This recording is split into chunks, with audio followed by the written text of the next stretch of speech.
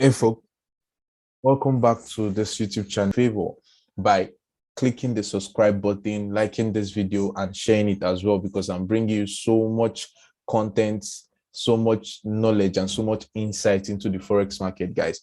So let's get right into today's video.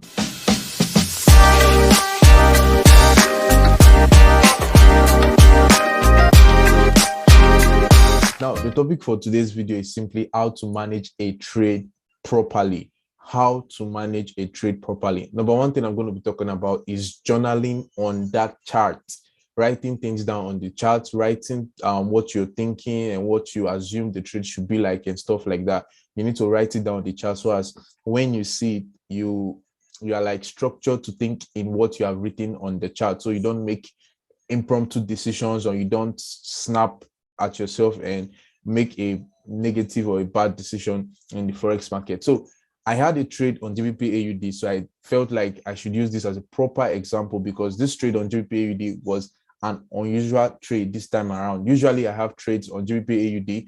I trade GA a lot, and I've been profitable overall with GA, and I found great success trading GBP AUD. So I traded it yesterday during the FOMC. It wasn't my intention to trade during news. I'm not a news trader. I'm not a fundamental trader. I'm literally a technical trader. So I decided to bring this as an example of what I did and how I was able to manage this trade, that even when I wasn't too greedy, not too greedy, I wasn't even greedy at all. I actually followed my alignment with the trade. So before I kickstart on this main chart, I want to show you what I had on here. You can see on this chart, what I had here was the analysis. Okay, I had the analysis. I said I know the price is still above 1.7, but I'm short because of the price action confirmation. So I got the price action confirmation, which is the last thing usually on my checklist. If you check the market, you see certain things that has been happening lately, and based on my analysis, I felt like, no, I'm not going to miss out on this one, and this market is going to drop. So I wanted to actually catch something out of the market, and we did. So let's go back to the main chart and let me show you what I did to catch that move. All right, I'll start from the daily time frame. This is the daily time frame. You can see from the daily perspective, we had this huge drop to the downside, and ever since then we created a lower high, lower low, a lower high, so some sort of consolidation right around here. But still inside of this consolidation, I was taking some intraday trades right around all of these moves. I was taking intraday trades. If you want to see all of those trades that we were taking on GBP AUD, you can click on the link in the description box. The link to the Telegram channel is there. You can go straight to the Telegram channel, and then you find a lot of screenshots of the trades and our activities with GBP AUD. So yeah, I saw the market do certain things. A break. Okay, let me bring back my drawings so you can see what I had on there, and I'll explain from there. So I had this trend line coming from the top right here. Nonetheless, I was still looking at the fib retracement that I had drawn from the top here to the bottom, and I was looking at this for the price coming to the 61.8 and came slightly into it and dropped rapidly from there. Usually I tell my student, I says, when a trend line is broken, it doesn't mean that the trend has changed. You have to wait for structure to shift on the higher time frame to actually identify or to actually know that the trend has actually changed. So for this case, the trend is still very much bearish. The market is still very much bearish, and we are looking for more sales than buys. I actually caught a buy somewhere around here. I think when it nearly broke out, I caught a buy trying to trade the retracement. But I saw this pullback, this sharp shooting star candle, and I saw this indecision candle, and then we had this strong bearish engulfing down here. So the moment I saw this candle closing below 1.70, I knew that, okay, this price can actively tank to the downside and probably put out some really nice push to the downside. My downside target was at 1.68. Okay, 1.68 was the ultimate target. So what I did was I was looking for the price action confirmation from the 4 hours perspective, and what I was seeing all day wasn't good enough for me to take a trade based on my analysis and everything. So I actually was looking at it. I was looking at it. The market broke below. I waited for this retest. I could have gotten on this candle, but I wasn't convinced enough to take the trade. And then the following day, based on all of that confluence and at that level of resistance coming from behind right here, so price literally just kept playing around it. And when I saw this candlestick yesterday, at the moment this candle closed, I had a short entry. Stop loss was about, I think stop loss was about 30 pips for a potential. I think my target was still down here for a potential 177 pips, if I can vividly remember. So that was what I had on there yesterday. I can go back and show you that from the pictures on here. You can see now that this was what it was like. It was about 30 pips stop loss. Target was about 170 pips or 177 thereabout. So I actually had this vertical line signifying the beginning of the week, and I was looking at the price action for the whole week. So I literally understand that the price is supposed to continue to the downside this week, but the price has not given me that conviction or that, yeah, I'm ready to go to the downside, and I'm not willing to expose myself to a lot of drawdown. So you can see this was the first screenshot, and this was like the first screenshot. I was looking at this level, and you can see where I took my entry from at 1.70, there about 0.90 there about. So and progressing, I wrote there what I was thinking about the market, and boom, we got the move to the downside. This was where as soon as the price came into this level where I wrote, you can see I've written more things here. I said FOMC news caused a spike to the downside. I took partials and locked the remaining position. So this was where I took my partial. It was about, I think my partial was close to 60, 70 pips, so they're about, I think a little bit more than that. And then I took partials, I locked in the trade, and what happened? Boom, I think I got stopped out on my partial. Yeah, I actually got stopped out on that partial, the remaining trade I was running. And seeing this morning, seeing this trade this morning, I knew that, oh, this is just a repricing in the market, trying to take out the buy stops that was resting above there, trying to take out the traders that was sitting above there. So I decided to go short again this morning.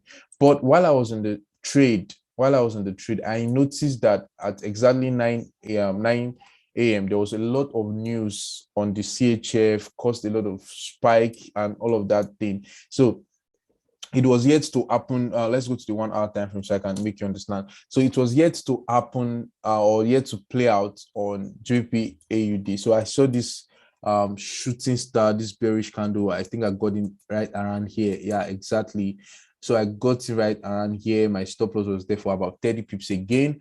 And then the market did play around for a while. If you go to 30 minutes time frame, you see I got in. I think I had about let's say 15 pips in profit. I think it was about 15 pips in profit before the market did turn around. So they're about 15 pips in profit, and I actually was going out.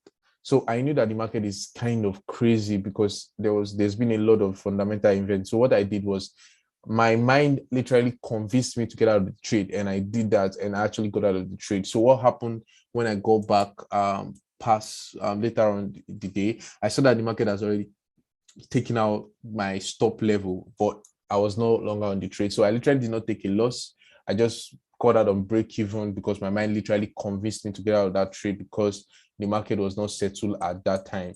So you can see how the market's whipped all the way up. Now, what is the bottom line of this analysis and everything, and all the write-ups and everything I did to actually manage the trade? So as soon as yesterday, I made some really good money from GBP AUD. Probably the news event was a catalyst to actually move the market. So I did not hesitate to take partials. Okay, always manage your trade. Some of you will just leave your trade and running like this. So let's imagine I was on this trade I got in somewhere around here, and I was on this trade right now. What I'll simply do is, the trade has moved 2 arrow. This is already 86 pips. The trade has already moved 2 arrow of my original position. What I usually do is to take partial, like take probably 60-70% of my trade, and then set a break even like this, and I'll just allow the trade to run. And when I mean set a break even, that's what I usually do. I'll move my stop loss below my entry price, and then I let it run. So I want to share a few things to you guys, like what I have for this week. Like I currently have USD card, looking at USD card. Like I've been looking at USD card for a long time now, and I honestly think that it's time for this guy to tank. Okay, I honestly think that it's time for it to tank. So I'm currently on this trade. How it plays out, probably you see it on my next YouTube video. So be sure to subscribe and turn on the notification bell so you can get notified when I post the video. So you can see what I have on here. I have about 45 pips stop loss. Okay, this is 48 pips stop loss on USD card. I pretty much trust this analysis. Nonetheless, I won't tell you everything I've done to actually get this far with this trade. I pretty much trust the analysis, so I'm just going to let it run. This we have to take partial. Yeah. Okay, that's where I'm to take partial. So I'll write it there. Take partial profits. So that's where I'm to take partial. So I always would take partial. Okay, I always take partial, and then set my stop to break even. Looking at a couple of pairs, GBP JPY has come to a significant price level and a trend line. My trend line that I've been waiting for price to come to for a long time. Okay, so I just want to share this so that you can have an insight. You can see where the market did tank from. Been actively trading JPY for months now, and price has come into my 160 key level, and my trend line is sitting right around there. So I'm beginning to see a confluence. I'm still waiting for my price action confirmation to take the trade. Nonetheless, we have a wide range that price has been consolidating on like ranging a wide range of about 800 pips. So this is 160, this is 168, 167, 500. So that's about 800 pips of range that price has been consolidating around. So I'll update you guys. So what I'm actually anticipating is a little push to the upside. Okay, a little push to the upside. I'm not saying that this is going to be a push to the upside. So what I'm saying in essence is that you should watch out for these minor levels of resistance. We could get a pushback to 163.50, and then we could reach out. But my overall upside target for GBP JPY still remains here, 175 flat. Why is that? Because the Japanese, they have refused to increase their interest rates. Their interest rate is still below 1%.